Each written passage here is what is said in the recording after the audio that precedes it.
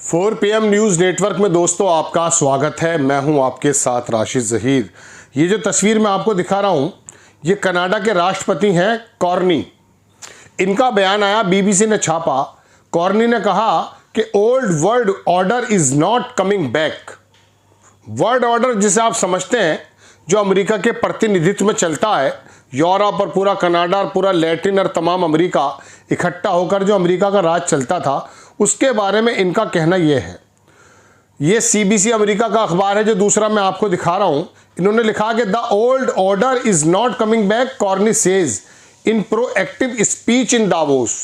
Trump के आने से पहले कनाडा का राष्ट्रपति गोया के कपड़े उतार कर चला गया पूरे के पूरे यूरोप के, पूरे के पूरे अमेरिका के और ट्रंप साहब के। वजह उसकी क्या है? वजह उसकी यह है कि आज दुनिया के अंदर जिस प्रकार से एक दादागिरी दिखा रहे हैं ट्रंप साहब, उसको लेकर के दुनिया के अलग अलग अधिकारी, अलग अलग राष्ट्रपति सर्वे सर्वा अपनी बात को रख रहे हैं। आप खबर देखें, ये वाशिंगटन पोस्ट ने छापी है। इसमें लिखा कि दावोस के अंदर कनाडास प्राइम मिनिस्टर, मैं माफ़ी चाहूँगा मैं राष्ट्रपति बोल गया, Canada prime minister wants rapture in the world order. मैंने कहीं एक प्रोग्राम बनाया था जिसमें मैंने बताया ये था कि अमेरिका, इजराइल, सोमालीलैंड और इंडिया, इन चीज़ों को अगर आप मिला दिया जाए, ये एक तरफ नज़र आते हैं और पूरी दुनिया नज़र आती है दूसरे छोर पर। मैंने ये तो नहीं कहा कि वर्ल्ड ऑर्डर है, लेकिन जिस तरह से यूरोप आ चुका है चीन के साथ, मैं अभी आपको बताऊंगा, ऐसे समय में ये वर्ल्ड ऑर्डर जो पुराना माना जाता था, ये तो बिखर रहा है। रैप्चर का शब्द इस्तेमाल किया है कॉर्नी ने। इसके अलावा कुछ लोग और भी हैं। मैं दरअसल ये बात बताने इसलिए हाजिर हुआ कि मुझे मोदी जी के बारे में बात आपसे करनी है। ये आपने देख लिया। अब मैं आपको दिखाता हूँ, एक खबर और दिखाता हूँ आपको, बहुत इंपॉर्टेंट। ये फाइनेंशियल टाइम्स की खबर है। हुआ ये है कि अभी आपने देखा हो, एक वाणिज्य मंत्री है, इसका लुटनिक अभी दे रहा था हमें भी ज्ञान। इसके कपड़े तक फाड़ दिए गए, धक्का मुक्की कर दी गई है। कपड़े अगर नहीं फाड़े गए, मेरी नज़र में तो वो कपड़े उतर जाना होता अगर धक्का मुक्की हो जाए। हॉवर्ड लुटनिक इसका नाम है। Why the Trump administration is going to Davos. ये कह रहा डावोस में जा क्यों रहे हैं? हुआ ये है कि लुटनिक हैकल्ड हुआ है at the Davos dinner hosted by the black rocks film. Financial times ने इसको छापा है। इसके साथ वहाँ धक्का मुक्की का काम हुआ है, जब पूरा यूरोप इनके कपड़े उतारने के चक्कर में लगा हुआ है। ऐसे में दोस्तों, मुझे कमी खली हमारे मोदी जी की। पहले मैं 2-3 चीज़ें और भी दिखा देता हूँ कि कहाँ कहाँ किसने क्या क्या कहा है। ये तो मैक्रोन के बारे में आपने सुन लिया। मैक्रोन का क्लियर शब्द ये था कि हम गुंडों के आगे नहीं झुकते, तमीज़ से बात करनी चाहिए। आपको मालूम होगा ये हैं उर्सुला वॉन डर लेन। इनका नाम एक्चुअली लेने में दिक्कत होती तो मैंने इसका स्क्रीनशॉट ले लिया। उर्सुला वॉन डर लेन, ये पूरे यूरोपियन यूनियन के सर्वे सर्वा हैं।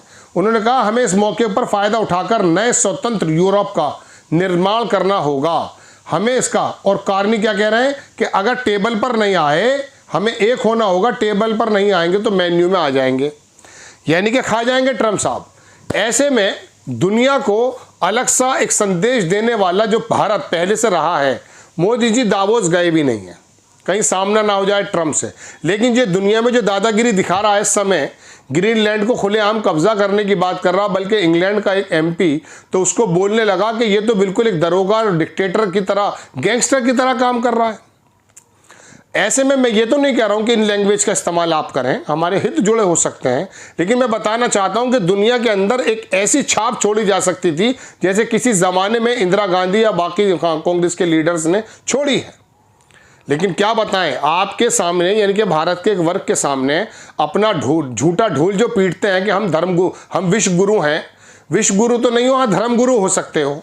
हालांकि धर्म गुरुओं के भी हाल क्या कर रखे हैं आप देख रहे हैं, महाकुंभ में क्या चल रहा है, उसमें अपनी अपनी चालें हैं। वो भी मैं आपको बताऊंगा एक प्रोग्राम के माध्यम से कि योगी जी की टांग को किस प्रकार से खींचा जा रहा है, एक ऐसे बात को लेकर के जो होनी भी नहीं चाहिए थी, और उसको सपोर्ट किसका मिल रहा है। खैर, मैं इंटरनेशनल जगत की खबर आपको बताने की कोशिश करता हूँ। आप देखिए, ग्रीनलैंड पर वो कब्जा करने की खुलेआम बात करता है। हालांकि उसकी बात चल रही है बैकडोर से। अब उसने वेनेजुएला के राष्ट्रपति को उठा करके जेल में डाल दिया जनाब। वो ईरान पर हमले की बात बराबर कर रहा है। चलिए, ईरान की समझ में आती है, ईरान की उनके मानकों पे खरा नहीं उतरता है। चलिए, वेनेजुएला के अंदर आपने कहा कि वहाँ ट्रैफिकिंग चल रही थी, गांजा अफीम की और नशे की, आपने राष्ट्रपति उठा लिया है। कोई दिक्कत नहीं, चलिए हम ये भी। लेकिन आप ये बताइए ग्रीनलैंड ने आपका क्या बिगाड़ा है? ग्रीनलैंड के लोग सड़कों पे आए हुए हैं दोस्तों।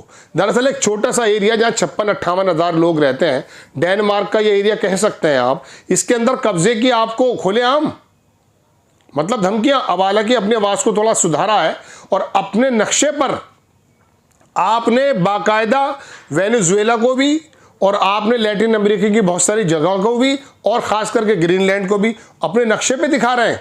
ये चीन दिखाया करता था अरुणाचल प्रदेश को अपने नक्शे पर, वो अपने पे दिखा रहा है। ऐसे में हम क्या कर रहे हैं? विश्व गुरु अगर हम हैं, उसे तो छोड़ दीजिए, ये तो बकवास नारा आप बताते हैं, झूठा साबित हुआ है। दुनिया के कितनी भी बड़ी पंचायतें हैं वह मोदी जी नजर ही नहीं आते हैं। वो पाकिस्तान जिसको फकिट्टा मुल्क बता रहा था गोदी मीडिया, उसका राष्ट्रपति, उसका प्रधानमंत्री हर जगह पहुंच रहा है, उससे मशवरे किए जा रहे हैं, इन्विटेशन भी दिए जा रहे हैं। मिडिल ईस्ट हो, मध्य एशिया हो, तमाम जगहों पर उसकी मौजूदगी नजर आ रही है। आप लोग क्यों नहीं जा पा रहे? आपने भेज दिया देवेंद्र फडणवीस को। देवेंद्र फडणवीस ने मुंबई के ही एक बिजनेसमैन को उठा करके उससे एमओयू साइन करा लिया, उसी का मंत्री है वो, तो उसे स्विट्जरलैंड तक क्यों लेके गया था? भाई वहीं कर लेता, दिल्ली मुंबरा में बैठ कर कहीं। दोस्तों बात यह है कि ऐसे समय में जब दुनिया में हमारी आवाज के बारे में लोग चौकन्ना होकर सुनते कि भारत ने कुछ स्टैंड लिया है, आप भी स्ट्रेट फॉरवर्ड बता सकते थे, नहीं बताया आपने, चूंकि विश्व गुरु सिर्फ देश के अंदर बताते हैं। ऐसे में जब भारत की एक मौजूदगी, वो तो 1 साल 10 महीने हो गए, वैसे भी वो टैरिफ नहीं कर रहा है। IMF की लड़की आई है, वो उसने आकर के वो जो आज तक के मालिक की बेटी है उससे कह दिया कि क्या चिंता कर रहे हो, टैरिफ टैरिफ, अरे जाकर देखो तुम्हारे यहाँ पॉल्यूशन क्या चल रहा है। और दूसरी बात उन्होंने कहा IMF की बंदी है वो, उसने कहा ये मत कहो 30वें पे पहुंच जाएंगे और 5वें पे पहुंच जाएंगे, आप ये बताओ पर कैपिटा इनकम कैसे होगी। और कल मैं आपको बताऊं ये जो कई 10 लाख करोड़ रुपया और कितना लाख करोड़ रुपया खून खच्चर हो गया शेयर मार्केट में, हम 4 ट्रिलियन से नीचे आ गए। एक पत्रकार लिख रहे थे, ये ऐसा फ्लक्चुएशन चल रहा है, ऐसा है ये दुनिया के तमाम लोग जब हमें चेताते हैं ना, तो हमें भी सेल्फ एनालिसिस करने की ज़रूरत होती है। ये नहीं है कि हमारे मंत्री अमेरिका में जाके चक्कर लगाएं, वहाँ उनको मिलने का समय भी ना मिले और आखिरकार टैरिफ ना बन पाए। आप देखें चीन के बारे में जब अमेरिका ने किसी प्रकार से प्रतिबंधित कर दिया तो उसने इंडिया को अपने दोस्त बताया, भाई उसने चाइना को अपने दोस्त बताया है, उसने यहां पर इतना ज्यादा माल देना शुरू कर दिया, लैटिन अमेरिका में घुस गया, अफ्रीकी मुल्कों में घुस गया।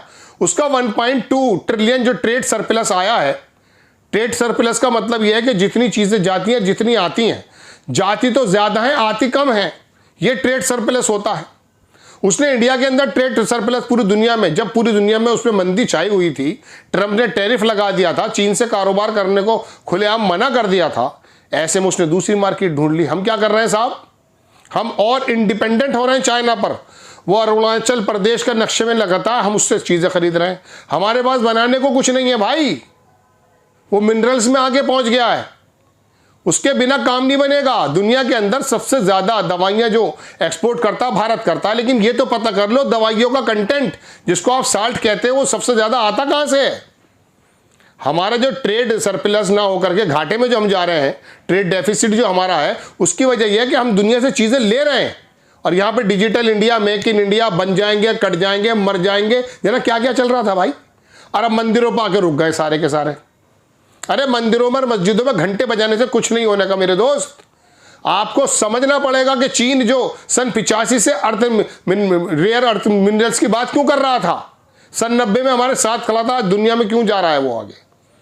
उसने सर्विस सेक्टर नहीं बनाया दोस्त, उसने मैन्युफैक्चर हब बना दिए हैं। और आपके यहां क्या हो रहा है? आपके यहां यह हो रहा है कि जो मैन्युफैक्चरिंग ग्रोथ है, जो मनमोहन सिंह छोड़ के गए थे 16% पे, वो आज भी 1.5-2.5% नीचे है।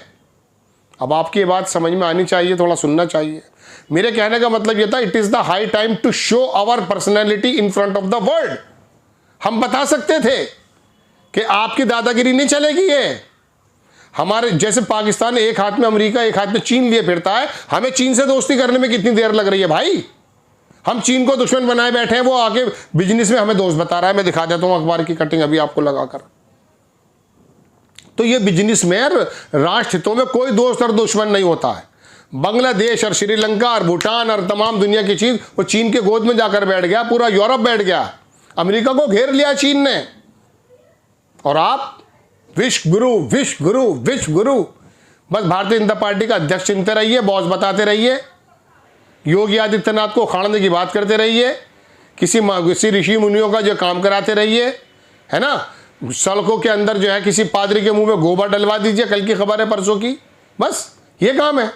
ऐसे बनोगे धर्मगुरु विश्वगुरु। जय हिंद।